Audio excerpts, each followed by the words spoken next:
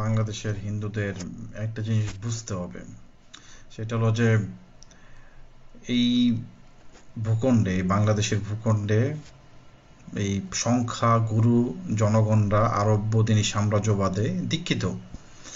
এই কারণে যেটা হবে যে এরা এই সাম্রাজ্যবাদ যে মতাদর্শ আর কি, ওরফে ইসলাম, এই মতাদর্শ সবসময় অন্য ধর্ম সংস্কৃতি, অন্য ধর্মে বিশ্বাসীদের বা অন্য ধর্মাবলম্বীদের সবসময় বিলুপ্ত করতে চায়।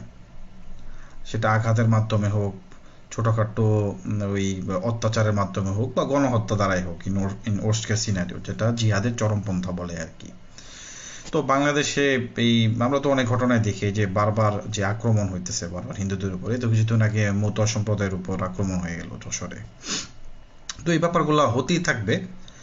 এটা আমাদের কাছে নানা নিয়ে আসে যে রিলিফ পাঠানোর জন্য। হ্যাঁ, রিলিফ পাঠানো যায়, কিন্তু এটা আসলে পার্মানেন্ট কোনো সলিউশন না। আমাদের হিন্দুদের পার্মানেন্ট সলিউশন নিয়ে ভাবতে হবে। এই যে বাংলাদেশে যে রাষ্ট্রীয় ক্ষমতায় যে দলগুলা ছিল এত কয়টা বছর, আমাদের বাংলাদেশের হিন্দুদের কি কোনো ভাগ্য কি কোনো পরিবর্তন হয়েছে? কোনো পরিবর্তন হয় নাই। আমরা জনসংখ্যার দিক দিয়ে ধীরে ধীরে কমতেছি, আমাদেরকে কনভার্ট করতেছে, বিতাড়িত করতেছে, নানানভাবেই করতেছে, কিন্তু আমাদের বিকল্প চিন্তা আমরা করতেছি না। এখন আমাদের সময় বিকল্প চিন্তা করার।